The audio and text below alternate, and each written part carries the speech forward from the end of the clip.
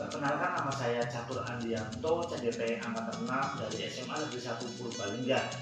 Saya akan mewawancarai dua narasumber. Yang pertama adalah Ibu Rohma Idawati, SPD, selaku Kepala SD Negeri 4 Arca Winangun Purwokerto, dan yang kedua adalah Bapak Joko Mulyanto, SPD MPD, sebagai Kepala SMA Negeri 1 Purbalingga. Berikut ini adalah wawancara yang pertama, yaitu kepada Ibu Rohma Idawati, SPD, sebagai Kepala SD Negeri 4 Arca Winangun Purwokerto. Selama kami jadi kepala sekolah, cara mengidentifikasi kasus yang merupakan dilema etika dan rujukan moral itu dengan mencermati perbedaan bahwa kasus itu benar atau salah.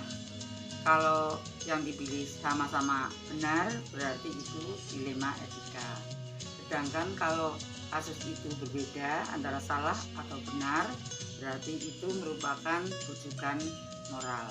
Apapun kasusnya, baru harus mengutamakan kepentingan umum. Kami selama ini dalam menjalankan pengambilan keputusan di sekolah, ketika harus memilih yang sama, itu saya sebagai kepala sekolah menyarankan agar semua warga sekolah lebih memilih yang menjadi prioritas utama dan menyangkut kepentingan umum, bukan masalah pribadi ataupun golongan, dan juga lebih berpihak pada murid sehingga keputusan itu juga diteruskan bersama di forum. Kemudian yang lebih berpihak pada murid itu setelah dimusyawarahkan, itu awalnya ada yang tadinya kurang setuju, misalnya kami semua itu betul-betul memang bermusyawarah agar lebih baik, sehingga semua warga sekolah harus menjalankan keputusan, di mana keputusan itu harus dilaksanakan. Alhamdulillah selama ini kami menjalankan langkah-langkah yang dilakukan dalam pengambilan keputusan. Itu menurut saya yang pertama adalah memahami dulu dan menganalisis ringan tidaknya masalah itu, lingkupnya hanya intern sekolah atau dengan pihak luar. Setelah itu mencari pihak-pihak yang terlibat untuk bersama berdiskusi, terutama dengan guru di sekolah kami. Dan mungkin kalau itu masalahnya agak besar, kami dengan kepala sekolah. Kebetulan di sekolah kami itu khusus untuk kepala sekolah itu sudah membentuk gugus, jadi ada program di situ kalau bisa bertukarkan. Seperti yang tadi saya ceritakan, yang paling efektif dalam pengambilan keputusan yang termasuk dilema etika adalah dengan menimbang-nimbang yang menjadi prioritas utama dulu. Yang penting bermanfaat, ada gunanya, sehingga bisa dilakukan dengan baik untuk kepentingan sekolah. Kemudian juga harus diimbangi dengan konsultasi kepada guru-guru ataupun teman kepala sekolah yang lain. Kaitannya dengan pengambilan keputusan, menurut Ibu, hal apa saja yang selama ini merupakan tantangan dalam pengambilan keputusan pada kasus-kasus dilema etika itu? Yang menjadi tantangan dalam pengambilan keputusan pada dilema etika yaitu kita punya rasa tidak enak kepada orang yang merasa tidak setuju. Tapi bagaimanapun juga, karena ini harus diputuskan biar saling menyadari, punya rasa enak begitu, karena ini sebuah pekerjaan, maka ya harus dijelaskan sedetil-detilnya sehingga orang tersebut itu dulu. Apalagi di tempat kami itu ada guru yang punya agak ini kurang ataupun agak sensitif. Ya ini memang harus disabar. Betul itu. Biasa ini. Jadi, selanjutnya pertanyaan berikutnya, Ibu. apakah Ibu memiliki sebuah jadwal tertentu dalam sebuah penyelesaian kasus dilema etika? Apakah Ibu langsung bisa menyelesaikan di tempat atau memiliki sebuah jadwal untuk menyelesaikannya, baik bentuk prosedur yang mungkin dijalankan selama Ibu menjadi kepala sekolah? Ya, dalam kami menyelesaikan masalah ini itu menyelesaikan tergantung lingkup masalahnya, itu mendesak sekali ataupun tidak. Terus kalau iya berarti harus secepatnya atau diselesaikan dalam waktu yang tidak harus di tempat itu atau mungkin di lain tempat, karena bagaimanapun juga ini harus ada pertimbangan sehingga kalau penyelesaiannya tidak mendesak ini akan membuat masalah. Dan untuk itu kami juga harus membuat jadwal karena mungkin masalahnya tidak hanya satu. Memang harus hati-hati dalam dalam mengambil keputusan. Menurut Ibu, adakah seorang atau faktor apa yang mungkin selama ini mempermudah atau membantu Ibu dalam pengambilan keputusan dalam kasus-kasus yang termasuk dilema etika itu? Ya, faktor-faktor yang mempermudah ataupun membantu saya dalam pengambilan keputusan kaitannya dengan dilema etika adalah sumbang saran, masukan ataupun pertimbangan dari berbagai pihak yang sama-sama peduli dan punya kepentingan sekolah, sehingga kami itu dengan teman-teman khususnya guru-guru yang senior ataupun yang memiliki tingkat pengalaman lebih tinggi itu kami ajak untuk membahas seperti ini untuk mendidikan sekolah agar lebih baik lagi dan sekolah bisa membuat prestasi. Nah, ini pertanyaan terakhir Ibu. Dari semua hal yang telah disampaikan tadi, mungkin ada pembelajaran apa yang dapat Ibu petik dari pengalaman Ibu dalam mengambil keputusan yang termasuk dilema etika itu? Banyak sekali Mas, ini pembelajaran yang dipetik dari adanya apa yang tadi sudah kita bicarakan itu bagi kami, jadi dapat berpikir lebih bijaksana lagi, kemudian di dalam mengambil keputusan juga lebih mempertimbangkan baik kepribadian dari warga sekolah, guru-guru dan sebagainya dengan berbagai keunikan sifat atau karakter mereka semua. Yang jelas kami itu harus bersabar. Terima kasih ini atas semua jawaban dari Ibu, ini sangat menginspirasi kami, sehingga kami satu saat juga harus hati-hati dalam mengambil keputusan seperti yang tadi Ibu ajarkan untuk gambaran kami dalam nantinya mengambil keputusan. Hanya itu yang mungkin saya tanyakan ke Ibu. Terima kasih atas waktunya. Saya mohon pamit. Terima kasih. Assalamualaikum warahmatullahi wabarakatuh. Selanjutnya wawancara narasumber yang kedua adalah kepada beliau Bapak Joko Mulyanto SPDMPD selaku Kepala SMA Negeri 1 Purbalingga. Berikut hasil wawancaranya. Saya kan ada dua norma yang sama-sama baik, kan? Sama-sama penting. Jadi kita kan harus mengambil salah satu, harus memutuskan kan untuk dilema etika. Sama baik kayaknya gitu. Rujukan moral ini kayaknya cenderung ke ada negatif-negatifnya gitu ya, kayak gitu kayaknya. Ada kesimpangan yang satu membuat kebaikan, yang baik-baik positif, yang satu ada negatif-negatifnya lah. Ini ada konflik of interest kalau tidak ada kepentingan, ada kepentingan yang harus terlibat di situ. Ini saya juga harus mengambil keputusan, dua-duanya harus. Nah, kalau identifikasi tadi yang dimaksudkan mungkin apakah bagaimana membedakan konflik dilema etika atau general gitu. Itu saya kira gampang itu kalau membedakannya seperti itu ya, karena secara umum seperti yang tadi disebut kalau dilema etika itu dua-duanya baik. Dua-duanya baik. Jadi ada dua sisi persoalan yang dua-duanya baik, sama baik, sama baik.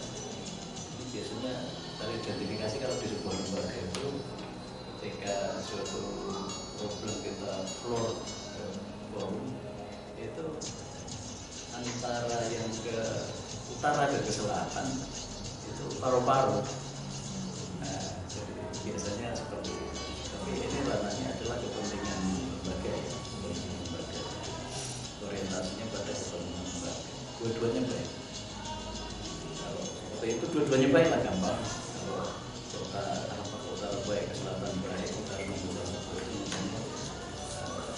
dilema, ya itu identifikasinya begitu. Tapi kalau ada semacam warna atau aroma konflik kepentingan, ada orang memperjuangkan sebuah konsep yang mungkin berbeda dengan norma, itu gampang kita baca arahnya kemana.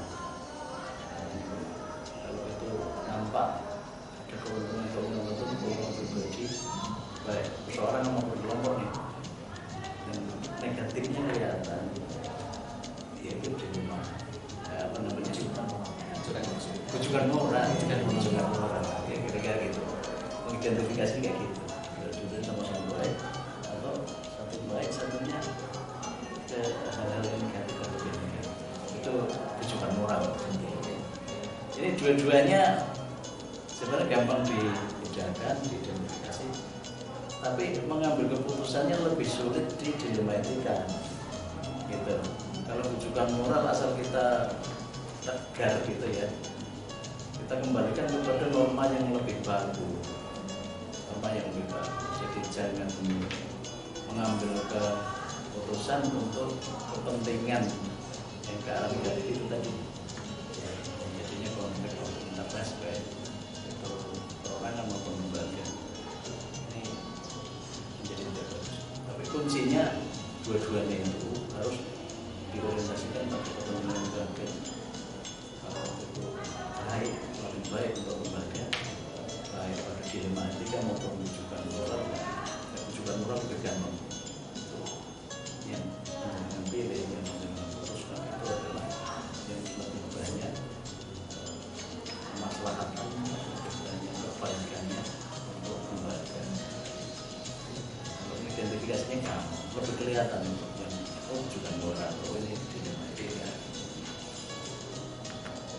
Sudah sesinggung di depan, kalau sama-sama mengandung nilai kebajikan, sulit kita memang untuk memutuskan mana yang harus kita ambil.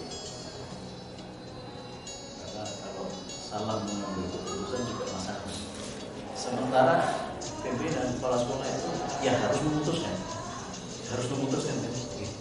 Jadi kalau bagi saya, pengalaman saya, jika masih memungkinkan, ambil win-win solution, ambil jalan tengah. Jika masih memungkinkan, ya, artinya ke kiri dilewati, ke kanan juga kelewatan, nyerempet. Itu yang bagus lah, kalau masih memungkinkan. Tapi kalau sudah tidak memungkinkan, ya kembali kepada norma dasarnya tadi. Orientasi utama adalah lembaga. Jadi kita harus timbang kalau ke kiri kelebihannya apa, kekurangannya apa, ke kanan kelebihannya apa, kekurangannya apa. Nanti siapa yang nilai plusnya lebih banyak. Sekali lagi lembaga ya, bukan pribadi. Lembaga itu yang diambil.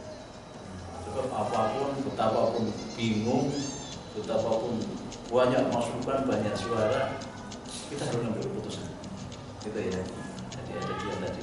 Kalau memungkinkan ambil jalan langsung. Tapi kalau tidak, pilih yang lebih menguntungkan lembaga. Gitu. Ya gitu Pak. Oke. Jadi langkah-langkahnya saya mencermati persoalannya,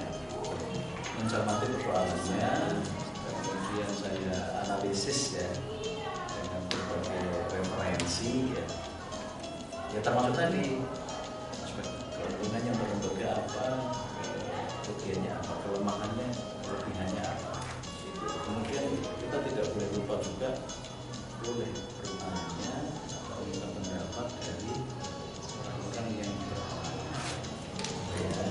ya, itu baik di luar maupun di dalam bisa, tapi nah, di luar itu kalau tidak terlalu dekat jangan. Kalau dekat ya, kita misalnya dekat akrab itu bisa saya, tapi kalau enggak ya tidak usah. Bisa ke dalam teman yang sudah berpengalaman, sharing biasa. Dan itu juga tidak apa-apa. Artinya siapapun sebenarnya bisa. Kalau berpengalaman dan tidak saja jadi mengkotak-kotakan ada senior-junior, itu juga tidak harus.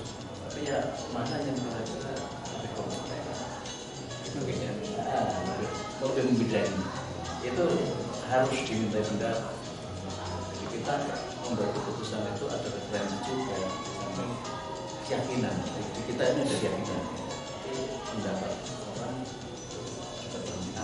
Ya, jadi prosedurnya setelah dianalisis, kemudian kekurangan, tetap kita minta pendapat dari orang lain yang paling bagus apa. Ya untuk menambah itu tadi, menambah referensi penilaiannya mana yang lebih positif, atau yang plusnya sisi plusnya lebih banyak gitu ya, mana yang sisi minusnya lebih banyak.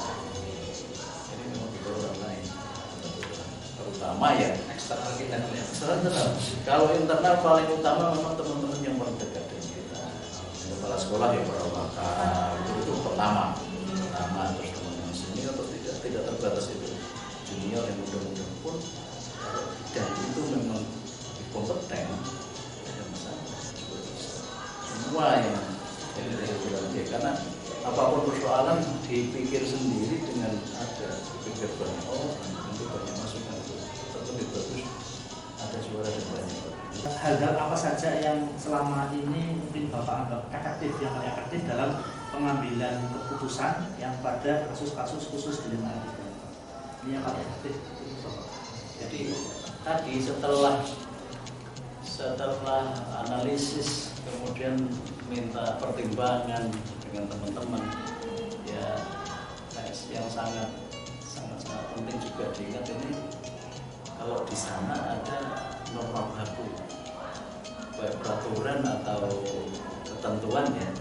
Ini kalau ada norma baku itu sangat efektif ya, ada norma baku di samping ada masukan tadi, ada masukan referensi pengalaman. Nah, kadang pengalaman yang sudah terjadi itu ya bisa menjadi pertimbangan ya efektif gitu. Oke. Kalau tantangan ya kata keputusan apapun yang kita ambil itu kan menyangkut orang banyak ya, menyangkut orang banyak itu tantangan yang pertama kita harus bisa mengambil keputusan, mengambil kebijakan yang sisi menguntungkan orangnya lebih banyak. Itu tantangan nomor satu. Itu yang kadang-kadang ya susah juga. Sisi menguntungkan di model lembaga ya, lembaga terus menguntungkan orangnya itu jadi tantangan. Belum lagi nanti kalau sudah jadi keputusan, tidak ada satu keputusan pun yang bisa memuaskan semua pihak. Tidak ada. Wes keputusan apapun,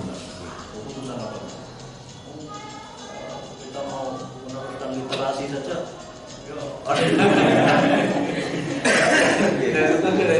tapi kalau itu kepentingan pribadi, Pak, dari berangkatnya gasing. Pribadi kan itu nggak bisa, kalau itu nggak bisa. Itu bujukan karena